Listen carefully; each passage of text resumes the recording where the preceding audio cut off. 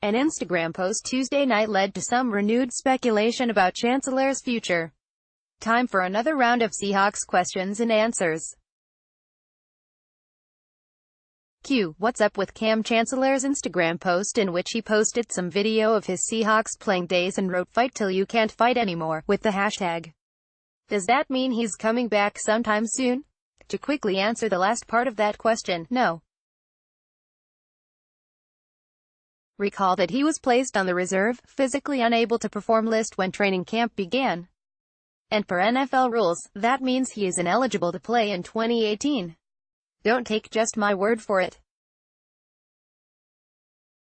Recall also that the Seahawks official press release stated, that designation officially ends Chancellor's season and means he will not count towards the 90-man roster. There may be some confusion because there are two PUP lists, reserve and active.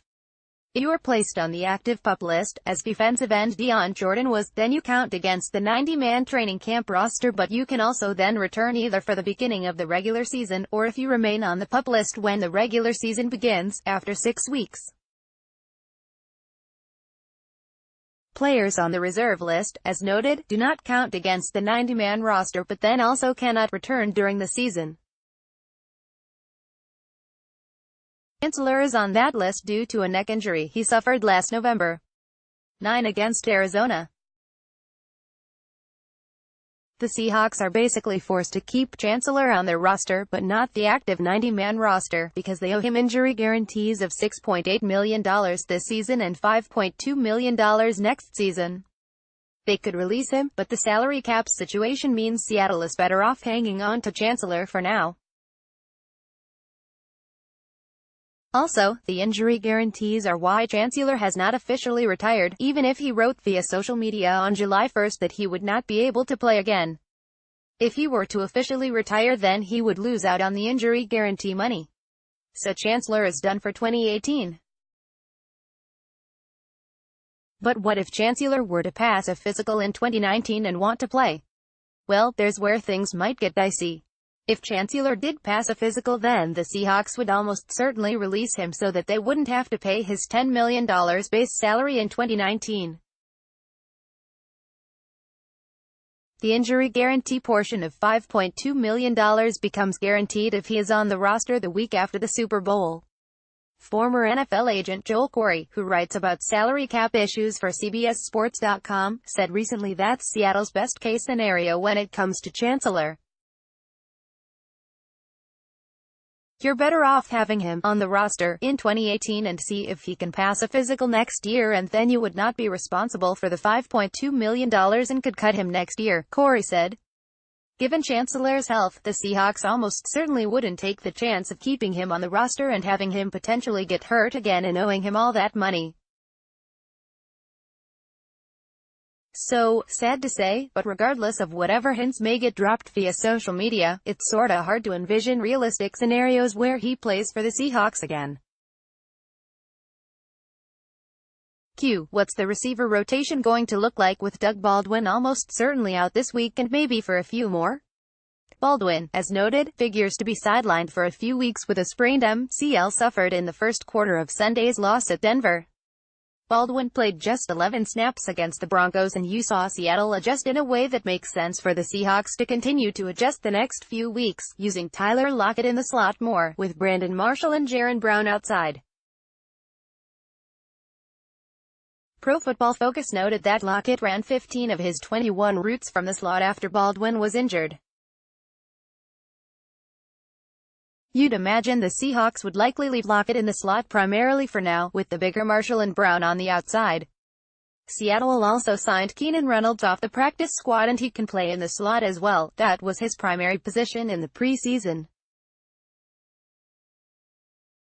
But I doubt they'd rush him into a significant role right off the bat. Seattle's only other receiver on the active roster is David Moore, and he'll likely see more playing time than the 16 snaps he got last week. And it was no doubt interesting that Coach Pete Carroll said Tuesday the Seahawks could also consider using running back C.J. Prosise, who was a receiver for 2 years at Notre Dame, more in receiving roles in Baldwin's absence. Prosise had been ticketed mostly for the 2-minute, third down back role. But he played just 7 snaps last week against Denver, almost all on the ill-fated final series, with Chris Carson and Rashad Penny splitting the other 50, each got 25. Using Procise more as a receiver might allow for the Seahawks to more clearly define the roles of Carson and Penny as well, using Carson more as the early down back and Penny in third down roles, and then maybe also activating Mike Davis to serve as a third running back. Q. Russell Wilson played a very uncharacteristic game Sunday. He didn't escape pressure very well, only took off running once, and was completely ineffective in the fourth quarter. Outside of that one play, I was really baffled by it. Do you think that's a product of the new scheme? Did Denver just have a brilliant game plan? Or was it simply a rusty first game by Russell? The more I look back at it, one thing I think we all underrated the minute the game ended was the impact of losing Doug Baldwin. He is really Wilson's security blanket receiver, and especially on third downs, where Seattle was only 2 for 12, I think that was an increasing issue as the game wore on. So that's one thing. The bad news there, as discussed above, is that Baldwin may miss a few weeks, so the Seahawks will have to figure out how to convert third downs without him for a little while. His first game in a newish system. Recall that Brian Schottenheimer said 70% of what they run now is the same as what they ran before, may also have played a role. Wilson has also often needed a game to get into regular season form. He had above-average outings in 2013 and 2014, but from 2015 to 17 he was a combined 72-111 for 667 yards, 2 touchdowns and 2 interceptions in openers, a passer rating of 79.67, with 97 yards rushing on 13 attempts. Wilson was hardly awful. He had a passer rating of 92.7, and his yards per completion of 9.0 is more than good enough. And while 6 sacks is too many, and Wilson took the blame for 3 of them, it is worth noting that 3 came on third downs and 2 when he was trying to extend plays. As Wilson himself noted, on third downs more than any other, you're trying to make something happen since a punt is going to come next, anyway. The Seahawks hired Schottenheimer in part to try to smooth out some of the rough edges in Wilson's game that emerged over the past few years and keep him on script more. Maybe he's still adjusting to that balancing act. The change in offensive coaches has led to some speculation that Seattle doesn't want Wilson running at all, but that's not the case, as Carroll reiterated Tuesday. That doesn't change that much, Wilson having the leeway to take off and run, because Russ goes when he has to go for the most part, Carroll said. He goes when something breaks down or the coverage takes over the routes and he has to find extra time. We bank on Russell moving, we bank on his scrambling ability. He threw a touchdown pass to Brandon Marshall, and that's the kind of stuff that he does, but Carroll added, here are times, in particular, I know Russ would tell you that on third down, he's going to compete for that down. He's not just going to throw the ball away and go ahead and kick the ball, he's going to look for another opportunity.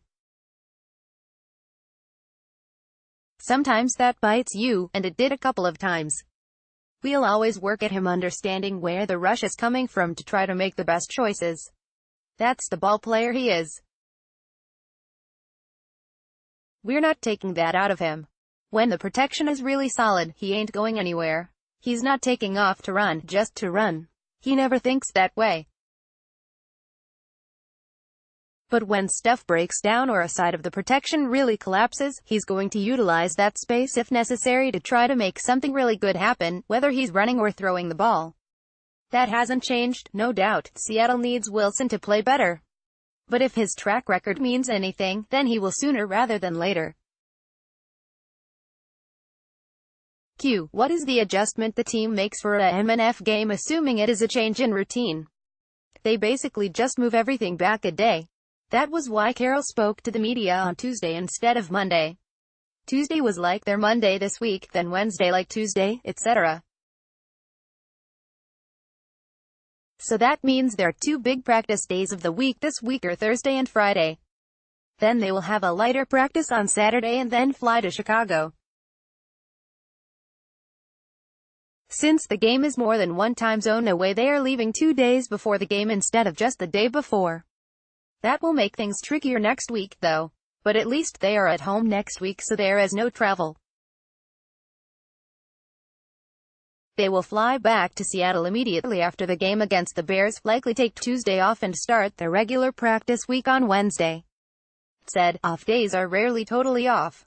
Guys who need treatment will go in for that, and lots of guys will go watch film and whatever else.